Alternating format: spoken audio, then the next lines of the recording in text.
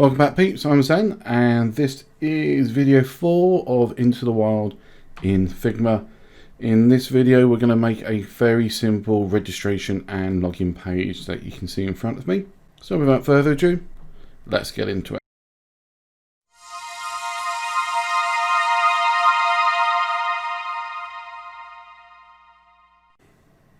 Okay, so as we can see, this is actually a really simple one. We've reduced the height of our page automatically because there's no need for it to be any bigger, and all we've got are some labels and form items. Remember, this is Figma, so it's not a real form, but I think this is going to be very close to what we're going to end up with. However, before we do that, we want to do a little bit of housekeeping in Figma itself. So let's have a quick look at that. Right, so here we are in Figma, and the way that we've done it so far is essentially like we did with the digital portfolio, is that each page is its own separate file, which we press create from up here. Now this is fine if you're actually ever only going to do a couple of projects and you're on the free version, you know, and that's what you're going to do. Or if you're paying for one of the more premium versions, and because you're paying for more premium version, you can have multiple projects. That does make your life a lot easier. In fact, even if you've got the educational one, this works as well. But it can also make it quite messy because you've now got loads of files floating all over the place. One thing you can do, and that's what we're going to do here in the Into the Wild one, is to actually, rather than have a different file for each page, is to keep multiple pages in the same file. And I'll show you what I mean by that. So what we're going to do, because index is the bigger one, we're going to go inside index. And so here we have, you know, the page we created. If we look up here, it actually says page 1. And so if we click down on there, we can see we get the option to actually create additional pages. And so this is what we're going to do. We're actually going to, first of all, right click on page 1 and rename that. And this is the index page, so let's put in the word index. And then we're going to press the plus button and we're going to create the base page. Now, because I am who I am, I want the base above the index because of hereditaries. And so then all I'm going to do is go back to files. I'm going to go into base. And again, we are really lucky that we can just left click on here and do Control C to copy, and then we're going to go back to files, go into index on base, and then we're just going to Control and V, and we've now pasted it in. And what this does, it means that all of our website is kept into this one sort of file, if you like. So we go back to files, and that also means that I can now delete the base, because everything is now inside the index. At least I hope it is. Yeah. So I've got the original index page and I've got that one here. Okay. And what that means is that even though our project is still called Into the Wild, okay, I can now rename this project as something like level 3. And that will mean that I might have several websites that I'm going to be making. Okay, and probably will be the case, make different version websites, as perhaps even my design skills get better, because let's be honest, they can't get much worse. You know, I will create additional files in here, and you know, different websites. And that means, like I say, even if you've only got the free version of Figma, you can have multiple projects going at the same time. They'll just be under, you know, sort of a different name. So nice and easy. And then we can rename this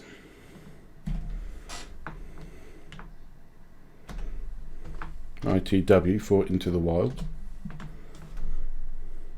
Go in. And there we go. So now we've got the base page and the index page that we work with.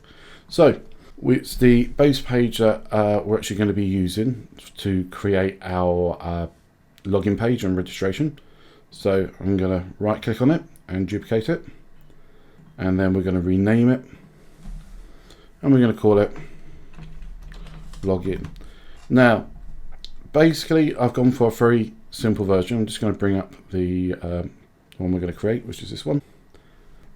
You've always got different options when you're doing your registration and login pages. For a lot of websites, it works very well having the login at the top here. Okay, just sat here along the top, and then have a page dedicated to registration.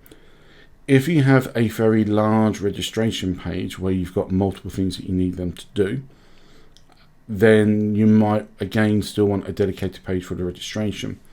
Because at least at this stage, and in the way that this website's going to work, we're not looking for a lot of information, just first, last name, email address, and password. And therefore that's quite a small thing that we can fit in, and therefore putting the login page alongside it works absolutely fine. There's no reason why you can't have two different pages if that's what you want. And there's also ways of splitting up the registration page over onto multiple pages as well. That's something that we might look at a different date. But as you can see, this is very straightforward, and let's go and create it. So here we have our base page. Okay, let's just move this footer down a bit. Like I've said before, the actual position of this footer can change as we go along. As you noted, we had a image in the background. I like my images, and I think this one works quite well. As before, all my images where possible come from Unsplash, and I've started doing a system where I create a collection for each page. Even though it's just a single image, it's in its own collection. So let's go to Unsplash to look at that. So here we are in Unsplash. As you can see, I've already gone to the collection. As usual, I will put this link into the description below. And we've got this one video, this one photo. So we'll click on that, and we're going to download it. And as usual, we'll download it as large. And thank you, Joshua. Back into Figma. And so what we want to do is to bring that image in. So place image, we're going to find the image, here we go, open it, and we're just going to quickly just click on it. Position wise, I want it below the footer. Okay, it's going to be the bottom element, it's going to be a background image. What we're going to do is zoom out, and it's really down to you. I quite like the idea of him being sort of roughly in the middle, this tiger, which is how I've done it, a bit further down. And then on top of that, we added a transparency level to it. And that transparency level is 40%.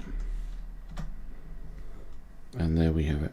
You know, we could spend a lot of time messing about with it. In fact, you know, maybe a little bit more than 40%, you know, might be better. Let's, well, we'll say more, but technically it's less, isn't it? So 30, even let's try 20. I think actually 20 would be better, because we want to try and null out these additional colors. So we've just got the green. And remember, you know, this picture here does work simply because it is an image regarding wildlife. It's into the wild. It's all these survival things. You know, tigers are quite well renowned for being survival animals. Right, so now we've got our image in. The next thing is to split up the two halves. And again, I just used a simple line tool. I might need to reposition this later, but shift button, click and drag down. I'm not even too worried about the sides of it at the moment. I'm going to change the color to white. Set the width, probably set it to about 4 so it stands out enough. But then we're going to knock down its transparency and about 30% on that. And I'm just going to move it until it registers the halfway mark. And there we go, halfway and halfway. Let's say I just like this sort of halfway marker. If you don't like it, don't have it in there. But I do think sometimes you need something physical to separate the two halves away. Now we've got that, it's time to make the form element. So as I've said before, there aren't any real form elements in Figma that I'm aware of. So what we have to do is to cheat. And essentially an input box is nothing more, or a text field is nothing more than a rectangle. So that's what we use. A simple rectangle, and we're going to click and drag it. In fact, the sizing doesn't really matter because we're going to code it in a moment. But now we've got it, some of the first things we need to do is to give it a stroke. And again, we're using the color white here. And let's give it a stroke thickness of about 4. Might even go a bit more than that. Let's try a stroke of about 6. Don't want to go much bigger than 6. I think you'll get too glarish for that. And then the fill color, we're going to use the background color. Okay. We could, if we wanted to, is to make it semi-transparent as well. But I don't think that's going to work very well, and it can confuse the users to a degree. So best keep it solid, and we'll still get the image in the background still quite nice. And what we want to do is just change this a bit because it's not the most effective size. So we're going to change its width to 300, and along that we're going to change the height down to about 40. And that gives us, and we'll just zoom in a bit, and that should be enough. In fact, now we've done that, and oh, look at that, my frame's not at 0, 0. Something I should have done. Now we're zooming in, and we're at 100%. It's actually 103. It doesn't really matter. That does look a bit too thick. So let's just go back into this and drop this back down to 4 pixels, and that looks a little bit better. And now really it's just down to positioning it so it looks appropriate. We're probably going to be messing about with these for a little while, and again, that's fine. You know, it's just what you do. We'll probably then come back and sort of change these values to something exact. So, but I want it more over to the left, and the reason for that is that I actually want enough space here to be able to give some messaging back, some feedback if required. So for example, if they've not filled in an element correctly, we can give them an error message there. So I reckon an X of about 190 would do it for me. And let's make the Y. Let's do it for 320 for now. Like I said, I like these sort of rounded numbers. Deal with it. Right, let's use our text box, and we're going to put it to the left of it. And we're just going to type in first name first. Let us highlight it, and we see we're in the right font type. The size we're going to have to update. Let's set us a font size of 18. Now we see here that that's not big enough now, that box. We also want to right align it as well.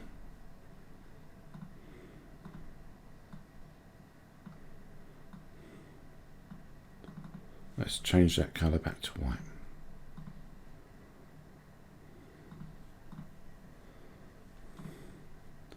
Okay, the right alignment is so that we get all our text to be as close, you know, the same distance away from the actual box.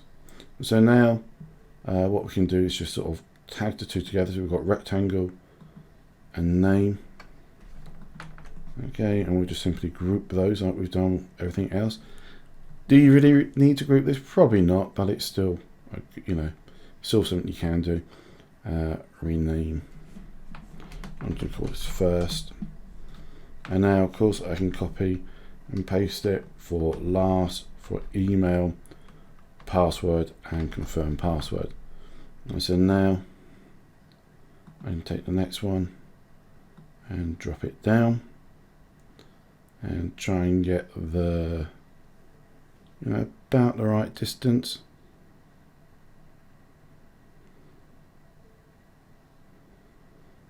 Yeah, I'm going to give it a Y of 400 and see how that works for now. And then all I have to do is to go into here and change first to last. And then let's just rename it here, just so they're easy to identify.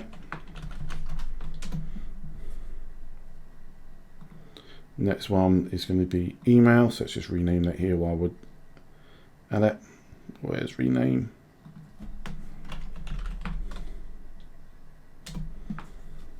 And now we can click it, we can drag it down, and there you go.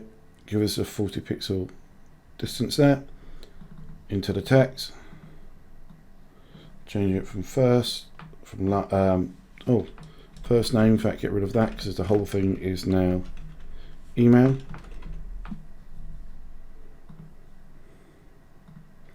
And then the next two is going to be pass and pass to. So we'll rename them now.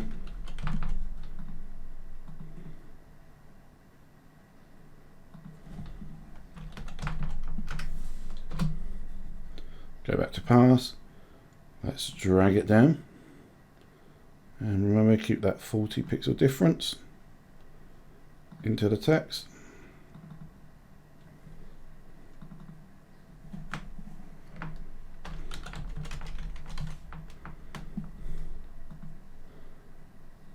And then into the last one, which is pass to. Again, we're going to draw, whoops. So that goes, there we go.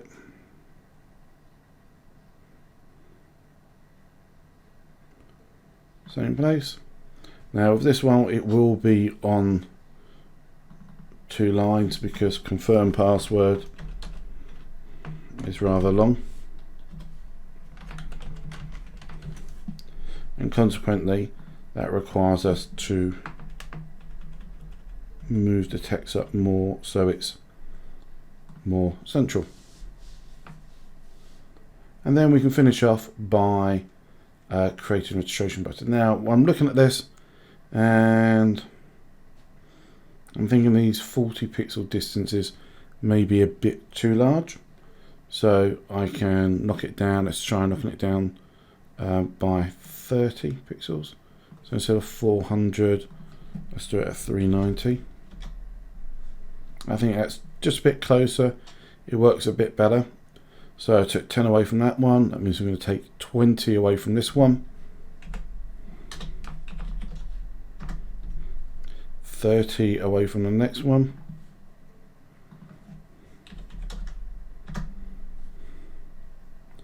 And 40 from the last one. And I just think that looks a bit better. And like I said before, the button is straightforward. Again, it's another rectangle. It's got the green background and it's got a stroke of 4, which is also white. And let's get this button now. So it's a little bit more appropriate.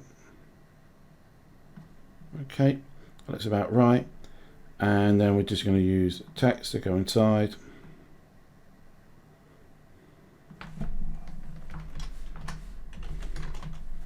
Type in the word register, turn that to white. We can make this font bigger. Let's make it, say, let's try 24. 24 may be just a bit too big. Let's see, can I make that?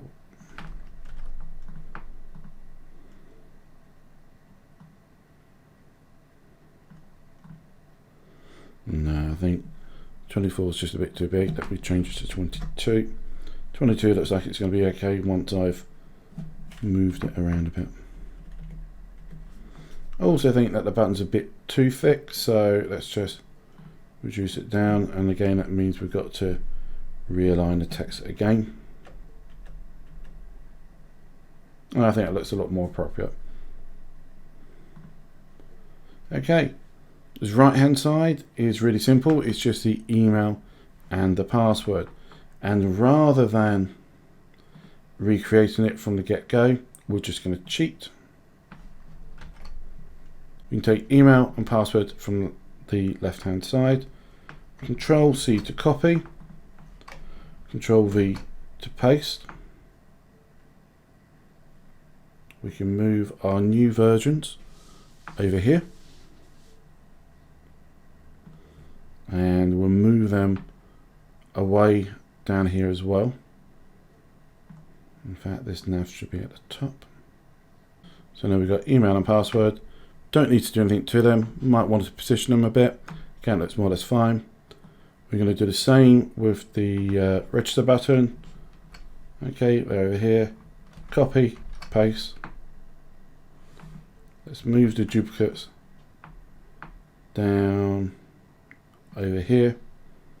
And let's move it over here. So center that text. And use login. Let's turn it to a center align.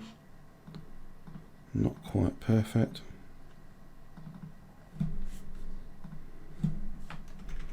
Let's just manually move it. And then finally, we can take our footer and move it into the correct place. Just looking at this, I think I actually prefer my picture a bit higher up. So let the tiger rise. Having the eye between the email and password, I think it looks quite nice. And we could shrink down the image and stuff like that if we felt. In fact, in my preview one, it is a smaller picture, but I think it works quite well being large as well. And that is it. This video is actually complete. You can see we've got our navigation along the top. We've got you know, the registration on the left hand side and the login on the right hand side. Just a quick word on why we've only gone for these values. Well, it is a holiday website, but when people normally register, it's normally that they want to perhaps favorite a holiday or to get further information. They may not need anything more than that at that time. So asking for their address, the postcode, telephone number, you know, stuff like that, it's just really not required. In reality, we could probably get away with just email, password and confirm password. We've gone for first name and last name just so that in the website we are able to be more personable to them. You know, be able to say, welcome back John Smith, you know, and give, you know, we've got some special deals for you today, or whatever it may be. We don't want a username because there's no need for a username unless we're going to have a forum where they're going to be posting messages and stuff like that. The email address is pointless, and if they're going to be leaving a comment on a site, then using their first and last name would be just as fine as well. So there's no need for further information at this stage. Definitely, if they're going to purchase a product, we would want more information, but at this stage, it's not required. So for most websites, you know, you could even get away with not having the first and last name, and just email and the confirm password is probably all you need. So there you go. That's a quick word on it. And as I said before, that is the end of this video. We've got everything we need to. As always, I hope it's been useful. I hope it's been entertaining. Please like, comment, subscribe, you know, or dislike if you dislike it. But again, tell me why you dislike it. You know, tell me how to make this better. I'll see you guys in the next video. This is Zen, signing out.